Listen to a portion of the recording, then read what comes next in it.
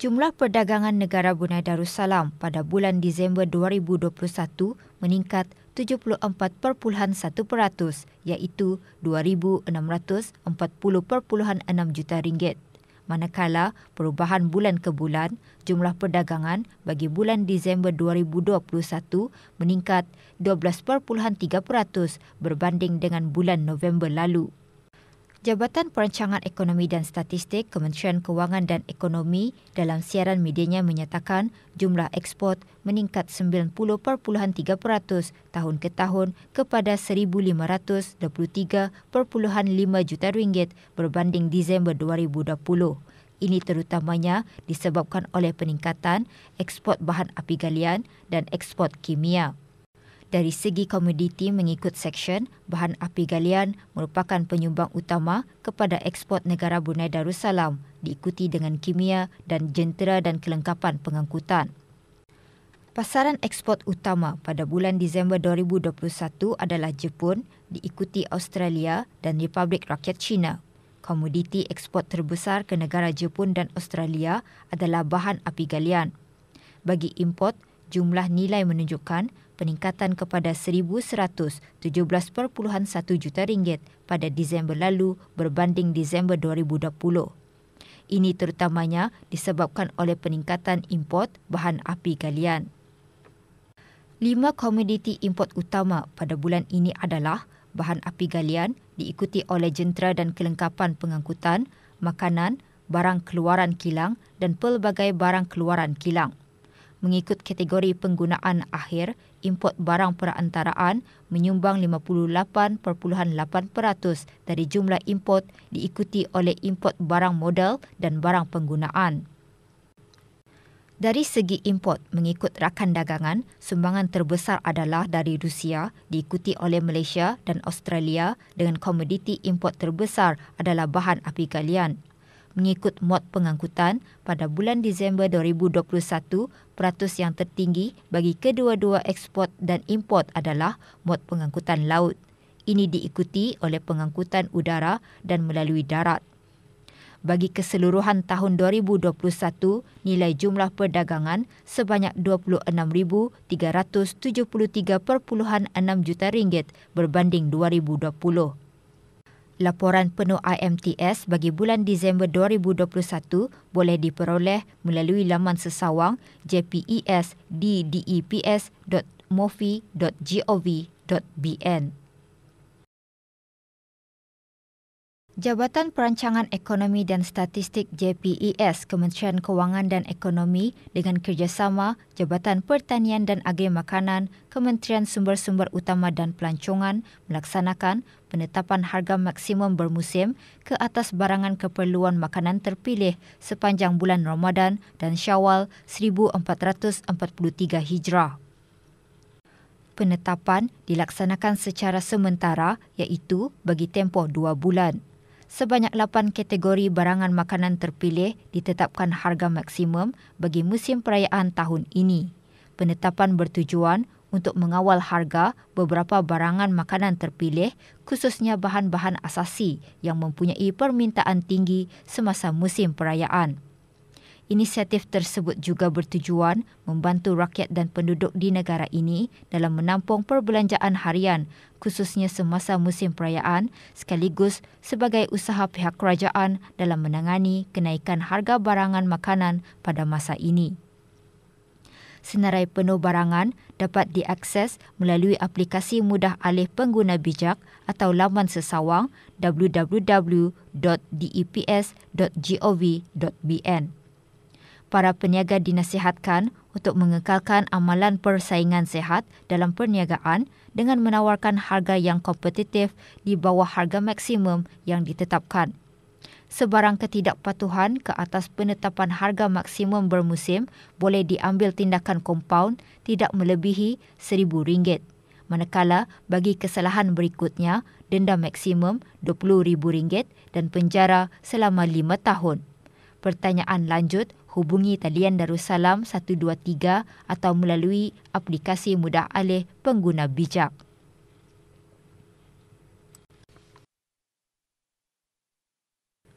Ramadan membuka rezeki yang luas bagi para pengusaha, terutama sekali pengusaha juadah berbuka puasa. Di negara ini, gerai-gerai Ramadan boleh didapati di mana-mana sahaja, sekaligus memberikan peluang kepada para pengusaha menjana pendapatan. Dalam pada itu, beberapa buah tapak gerai disediakan oleh pihak berkuasa bagi memudahkan mereka berniaga. Di daerah Brunei dan Muara, gerai Ramadan tertumpu di kawasan lapang letak kereta Jalan Bendahara, Bandar Seri Begawan, kawasan letak kereta Stadium Negara Hassanal Bolkiah dan pasar pelbagai barangan gadong. Pelbagai masakan ditawarkan kepada orang ramai memilih dan memenuhi selera untuk berbuka. Namun diingatkan, para pengunjung dikehendaki mengikut syarat-syarat dan peraturan-peraturan yang ditetapkan seperti sentiasa memakai sungkup muka dan mengamalkan penjarakan fizikal. Para pengusaha juga disaran mengamalkan langkah-langkah pencegahan penularan COVID-19 di gerai masing-masing.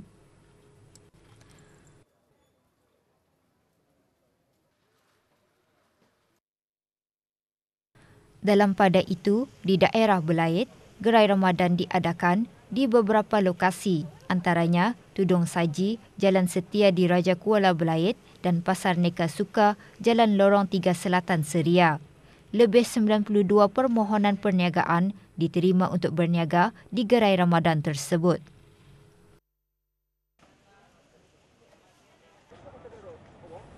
Di daerah Tutong, gerai Ramadan tertumpu di kawasan lapang berhadapan dengan Hospital Pengiran Muda Mahkota Pengiran Muda Haji Al-Muhtadibillah Tutong. 80 petak gerai jualan disediakan.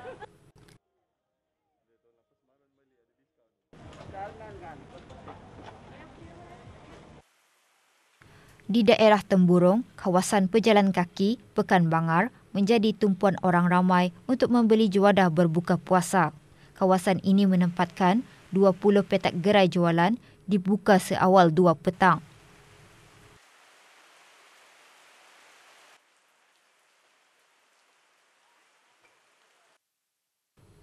Sementara itu, para pengusaha restoran dan kedai makan di negara ini menyambut baik garis panduan bagi perkumpulan ramai yang dilaksanakan mulai hari Jumaat 1 hari bulan April lalu, yang mana perkumpulan ramai adalah dibenarkan dengan kapasiti 300 orang atau mana yang lebih rendah di premis awam termasuk dewan dan restoran. Had kapasiti penuh di premis awam adalah tertakluk kepada penjarakan fizikal dengan sekurang-kurangnya 1 meter. Penyediaan makanan secara buffet di restoran-restoran atau di rumah-rumah persendirian adalah masih tidak dibenarkan dan terdapat restoran dan kedai makan yang masih mengekalkan konsep bawa balik. Kami ada menyediakan tapau yang take away. Selain daripada makan di restoran, ini pun ada dine-in semasa sungkai. Kami ada perkhidmatan pengantaran di bulan Ramadan untuk mengurangkan kesesakan semasa bersungkai. Akan memastikan setiap pekerja-pekerja akan membuat ujian setiap hari sebelum memulakan pekerjaan dan akan memantau kesihatan kami. Kami menumpukan untuk pemakanan take away saja dulu. Pasal masa ini kami menutup dulu untuk dine in, and then selain daripada itu kami memfokus untuk pengantaran delivery. Pukul 2 petang kami buka, untuk close pukul 11. Macam biasa, kami pun untuk order-order masih mau pakai take away.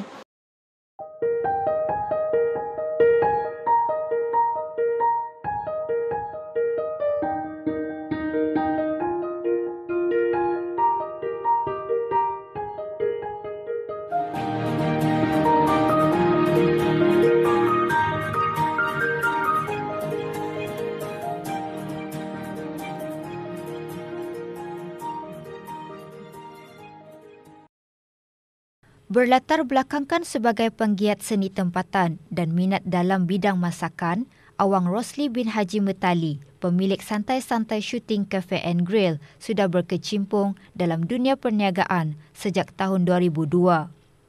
Beliau kini mempunyai 2 cawangan kafe iaitu di Kampung Madang Manggis dan Rancangan Perumahan Negara RPN Kampung Pancur Mengkubau. Nasi bungkus surat khabar antara menu yang menjadi tumpuan pelanggan di kafe santai tersebut. Kaedah pembungkusannya yang unik iaitu dengan menggunakan surat khabar menjadi rahsia di sebalik kejayaan Awang Rosli sehingga mampu menghasilkan keuntungan yang lumayan. Seperti peniaga lain, Awang Rosli juga menghadapi cabaran ketika pandemik COVID-19 melanda negara. Walau bagaimanapun, ia tidak dijadikan sebagai alasan untuk berputus asa. Beliau malah berusaha lebih gigih untuk bertahan dan menaikkan semula perniagaan beliau. Bagi menarik lebih ramai pengunjung ke kafe, Awang Rosli menggunakan platform media sosial mempromosi kafenya. Alhamdulillah, setakat ini perniagaan kami dari sehari ke hari meningkat. Dari segi pemasaran kami menggunakan media sosial seperti Facebook, IG. Yang terbaru masa ini kami menggunakan TikTok untuk mempromosikan produk-produk kami ini. Alhamdulillah juga nasi-nasi kami ini orang melihat dari sana, orang macam wah, di mana daripada media sosial itu orang akan datang dan promosi barang-barang kami ini pun, nasi-nasi kami ini pun meningkat jualan daripada apa yang kami buat masa inilah. Alhamdulillah, orang bukannya COVID jadi alasan, dengan adanya promosi yang cukup. Alhamdulillah, kami mengenalkan produk signature kami itu nasi bungkus surat khabar ini ke di mana-mana lah, maksudnya kepada orang ramai. Alhamdulillah, orang di sana bermula daripada bawah hingga sekarang kami boleh berjaya dan mencapai menjadikan nasi bungkus surat khabar kami ini menjadi best dish di Brunei Food Awards. Alhamdulillah. Awang Rosli melahirkan harapan untuk memperkembangkan lagi perniagaan beliau dengan membuka lagi cawangan berkonsepkan santai dan makanan dengan harga yang berpatutan. Di samping itu, beliau juga memberi semangat kepada para belia yang berminat dalam bidang perniagaan untuk sentiasa berfikiran kreatif dan tidak berputus asa. Pada belia-belia yang minat berniaga, kalau boleh teruskan berniaga. Pasal berniaga ni memang bagi saya memang enjoy, siok lah. Diorang kata ni akan merasai macam mana susahnya mendapatkan RM1, RM2 dan seterusnya. Tadi akan terasa betapa bukannya senang mencari duit ini. Diorang teruskan berniaga. Bagi belia-belia, jangan putus asa, cari alternatif, cari kreatif macam makanan contoh sekiranya apa ada pemandai itu, ubah, kreatifkan, promosikan, jual insyaAllah. Pengalaman membintur bersama ayah dan ibu sejak kecil lagi tidak disia-siakan oleh seorang belia, Awang Haji Muhammad Zuwaini bin Haji Aliani untuk membuka perniagaan menjual ketam kalok. Dia memulakan perniagaannya pada tahun 2016. Sumber pendapatan beliau juga tidak jauh dari tempat tinggal, membolehkannya untuk mendapatkan ketam kalok pada bila-bila masa. Walaupun bertugas sebagai seorang guru, minat yang diperoleh dari kecil ini masih juga diteruskan dengan menawarkan pelbagai masakan ketam. Harga ketam satu kotak saya jual RM20 yang mengandungi antara 6 ke 8 ketam ikut jenis saiz besar ketamnya. Dan saya memasak jenis-jenisnya seperti chili crab, salted egg, kari dan juga soy sauce. Tapi yang paling selalu saya masak adalah chili crab. Dengan kesungguhan beliau ini, Awang Haji Muhammad Zuwaini berjaya tersenarai dalam top 5 penerima microgrant melalui pertandingan perniagaan belia 2021.